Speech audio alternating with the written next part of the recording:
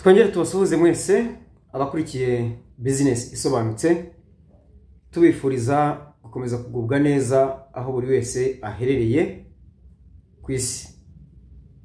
Kandi turabibutsa gukomeza gukurikirana ibi biganiro mu buryo bwose bushoboka kugira ngo bibafashe. Kuri kamera na mikoro je muri kumwe Nitite Kamanzi. Turacyakomeje kuganira kuri Pi Network kugeza igihe bazayironkingira, ariko ntibyatuza no kuvuga ku zindi business nkuko tubiteganya cyangwa se tubicishamo, ariko dukomeza kwibanda kuri Pi Network. Ababwirwa cyane rero ubwo naba pioneers. Uyu munsi rero tubafitiye ubutumwa bureba impande ebyiri. Ubutumwa bwa mbere ni ubureba aba pioneers, cyane cyane abafite ibyangombwa by'ubuhunzi n'ababitaye atari ngombwa ko ari impunzi. Ubutumwa bwa kabiri kandi burareba abinjira muri Pi bashya cyangwa biyandikishamo, aba pioneers bashya. Reka rero duhere kuri abo bafite ibyangombwa by'ubuhunzi ndetse n'abataye ibyangombwa. Tubanje kuri bene wacu cyangwa se abavandimwe bacu b'impunzi mu gihugu cyacu bafite ibyangombwa bakoresha by'indangampunzi, ikarita ndangampunzi. Ariko ibyo byangombwa bigira igihe birangirira. Iyo rero birangije igihe, ari igihe batinda kubaha ibyangombwa, ikindi cyangombwa. Icyo gihe rero agendera ku cyangombwa gisimbura icyo yari afite, nacyo kandi kimara igihe gito, cyane cyane amezi 3. Ntabwo nzi niba hari andi mezi azamuka, ariko ubundi nzi ko ari amezi 3. Rero hari abantu bafite KYC akoresha nimero za telefone cyangwa se simukadi zo mu Rwanda, za sosiyete z'itumanaho zo mu Rwanda, ariko yarakoresheje cya cyangombwa cy'ubuhunzi. Icyo ni ikimenyetso cya mbere cy'uko icyo cyangombwa cyemewe n'amategeko, na cyane yuko ukibarurizaho, wemerewe kukibarurizaho simukadi. Icyo ni ikimenyetso cya mbere. Ikimenyetso cya kabiri ni uko icyo cyangombwa kiri muri systeme z'ibyangombwa bitangwa mu Rwanda mu buryo bukurikije amategeko. Ego. Icyo rero ni icyangombwa ku muntu wabonye KYC cyangwa uzayibona, ntazatinye kugikoresha KYC kuko nicyo cyangombwa afite, kandi amategeko y'igihugu arimo anafite iyo simukadi arabyemera uzagikoresha. Icyo ni kimwe. Ku muntu rero ufite indangampunzi yarangije igihe akaba ategereje ko bamuha indi, ariko icyo gihe kikaba kitaragera ko bazibaha, koresha cya cyangombwa kiyisimbura gitangwa ku rubuga rw'Irembo, kimara amezi 3. Nigishira warakoze KYC, uzaba ufite igishya cyangwa warabonye ya ndangampunzi, ya karite ndangampunzi, ariko n'ubu utarayibona cyangwa naho uzayibonera, igikuru nuko uzaba ufite icyangombwa kijyanye n'imyirondoro yawe watanze winjira muri Pi Network, wiyandikisha muri Pi Network ndetse unakora KYC. Ikingira ngo cyumvikanye, bagira abatacyumvaho neza muze kuduha ibitekerezo cyangwa se mutwandikire muri comments. Icyo cyangombwa ntari nakivaho. Ku bantu bafite ibibazo bya KYC, iminsi yatangiye kubara, ni mugire vuba mukoreshe KYC. Icyo cyangombwa biremewe, ibisigaye nibyo. Aha, tujye ku muntu none wataye indangamuntu. N'umunyarwanda, ashobora kuba yarakoze KYC, ashobora kuba atarayikora. Biragusaba ko ushaka indi ndangamuntu. Wowe ntabwo nawe wakoresha icyangombwa gisimbura irangamuntu mu gihe utarabona indangamuntu, ariko kubera ibyo ushaka kuyikoresha byaba byiza kujya gusobanura impamvu yishaka byihutirwa, ni ukuyikoresha serivisi z'inyungu kugira ngo bitakugiraho ingaruka, uko bibasobanurira. Dufite ubuyobozi bwiza mu Rwanda, ndababwiza ukuri, dufite ubuyobozi bwiza rwose. Ariko none reka nigire ku gikomeye cyane. Wowe wataye irangamuntu, ndakwibutsa yuko nujya kwaka indi indangamuntu yawe ya mbere ari nayo yanditswemo werekeje muri Pi Network, waba wararegisterinze ukaba utarakora KYC, waba warakoze KYC, izaba itakaje agaciro iya mbere. Nicyo cyangombwa kizaba kikuranga, uzaba ugitesheje agaciro. Icya kindi cya mbere kizaba gitaye agaciro. Iki cya kabiri rero nukibona biragusaba guhita winjira indangamuntu ya kabiri nuyibona. Biragusaba byihutirwa kwinjira muri Pi Network.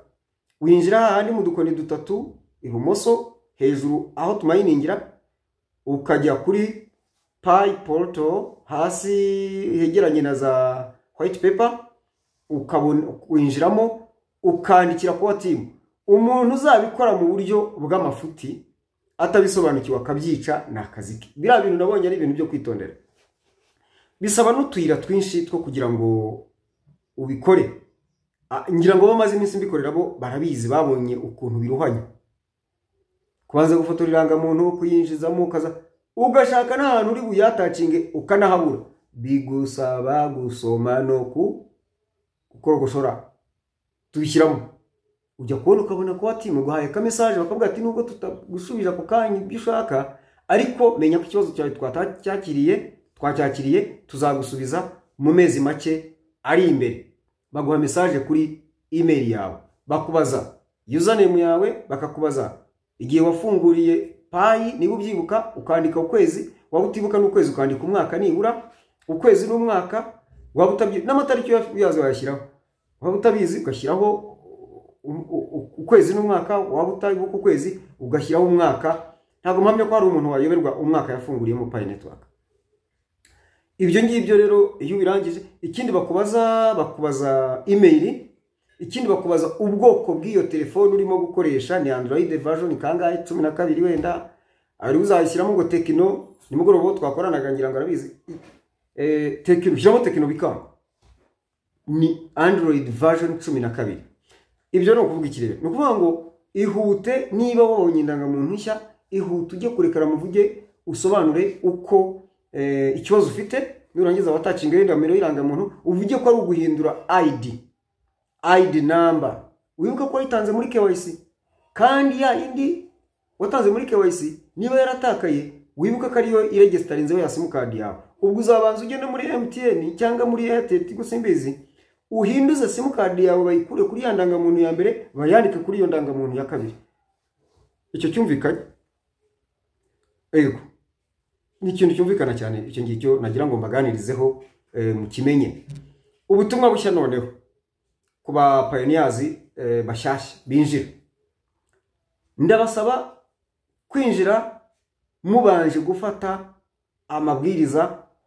Dore noneho byarabonetse kuri iyi YouTube channel ya Business Isobanutse, ikiganiro nimero 23 kigusobanurira neza Pi Network yari banzu ubisobanukirwa. Hanyuma ushake muri kiganiro kikwigisha registration umenye uko baregisteringa nta makosa ukizamo. Nimero 20 irabikwigisha uko winjiramo, na nimero 52 ngiramo. Hanyuma wenda tuzongera tubinonosore kugira ngo bye kujya bitera abantu urujijo. Ariko mu byukuri mugomba kumenya yuko ibi bintu ni mubyinjiremo mutagize ibintu mwica, mwateguye buri kimwe cyose. Ubu ufite email ibaruye kuri nimero ya telefone, nimero ya telefone ibe ikubaruyeho, ufite Facebook account ibaruye kuri iyo nimero, ufite irangamuntu ibaruyeho iyo nimero, ubundi registeringe kandi ukurikiza amabwiriza neza, kandi wuzuza ibisabwa byose. Umayininga inshuro nibura 30 kugira ngo ube ubone uko winjira mu mubare wabemerewe guhabwa KYC. Bityo rero ibi bizagufasha kutagira konte ifite ibibazo bya hato na hato bigorana gukemura. Nunabona KYC uyikore bite birangira, sibyo? Mu yandi magambo, umuntu ushaka gufungura konte nimero yanjye ni 0783201418 koreshwa kuri WhatsApp ukanampamagara muhira uti ndashaka gufungura konti idafite icyasha cyangwa se idafite ibibazo ngufashe gufungura iyo konti.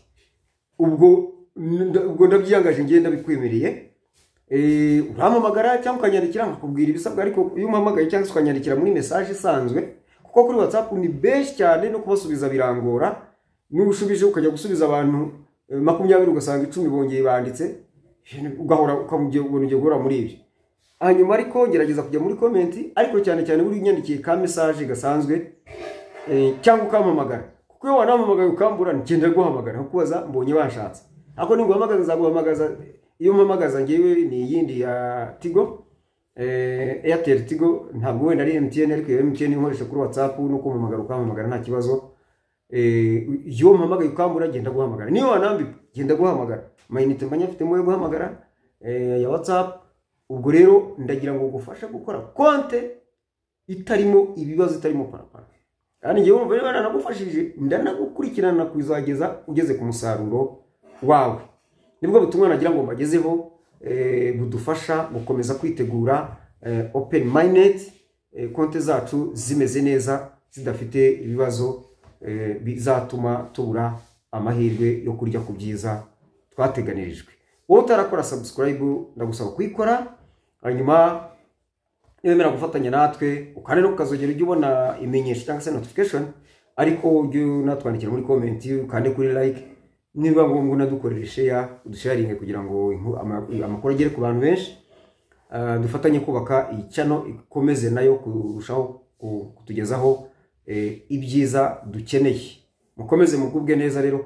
Nibutse abanyakigali ko kuwa gatandatu saa 6 kubera ko ari umuganda rusange, tuzabanza gukora umuganda, tuzahura kuri Gazania, ariko mugomba kwiyandikisha. Ngira ngo urubuga narubahaye, cyangwa se unyandikire umpamagara utinshyira ku rubuga rw'abazafashwa, nkubwira ibisabwa cyangwa se umenyereho ibisabwa, muze mbafashe kugira ngo mukemure ibyo bibazo byanyu. Ikibazo waba ufite icyo ari cyo cyose, kandi ba bantu nafashije mbere ntibigire gute, ntibirangire, bunda bahamagarira nabo kuza nkabafasha ibyari bisigaye kugira ngo bakomeze bagire babeho ubuzima butafite impungenge, bashire igihunga. Kuko abantu umuntu afite igihunga yabona konte itatunganye ntabwo ari byiza. Ngayo nguko ubutumwa nari bafitiye n'ubwo. Ikindi ndagira ngo mbamenyeshe, kubera ingengabihe ya YouTube yaduhaye mu bihe 4 baduhaye kujya dutangaho ibiganiro, equipe tekinike yacu ya business isobanutse twahisemo gukoreshamo ibihe 3. Ngira ngo mbabwire, ikiganiro cyo gitambuka saa 12:10, ikindi gitambuke kigereho saa 6:10, ikindi kibagereho saa 12:10. Buri mu YouTube buriya wageze ku rwego bashaka cyangwa se babonyemo ko ari umufatanyabikorwa, turanashimira by the way mwebwe badukurikira, aba followers, aba subscribers bakurikira business isobanutse, ni mwebwe mwatumye iyi gahunda igerwaho. Usanga abantu babana YouTube bakagenda bakayikubita imyaka n'imyaka, umwaka, amezi 7, 8, ariko twebwe ku bwanyu iyo ntego twayigezeho mu gihe cy'amezi 2. Amezi 2 twari tuyigezeho n'igice, amezi 2 n'igice twari tuyigeze kuri iyo ntego. Nyuma yaho mu mezi nk'ukwezi n'igice nibwo YouTube ibonye ko turabafatanya bikorwa bakataje, bakomeje, bari serious, baduha ingengabihe tugomba gushyiriraho ibiganiro. Ibyo biganiro ushobora kudashobora kubikora, ariko niba ubishoboye baguha ingengabihe ukoresha bamaze kubona uko ukora. Baduhaye rero amasaha ibihe 4, ariko twe duhitamo 3: saa 12:10, saa 6:10 na saa 12:10. Iyo bitakunze biba byatewe n'ibibazo biri tekinike, nk'ejo internet yiriwe umunsi wose yatugoye, umunsi wose.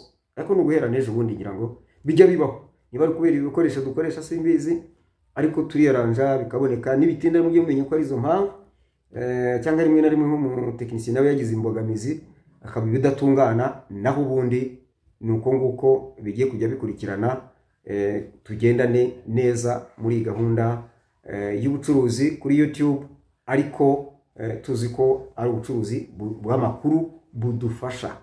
Abapaniyazi mwese n'abatari abapaniyazi nkomeje kubifuriza ineza no guhaha mu karonka mugubwe neza. Murakoze cyane.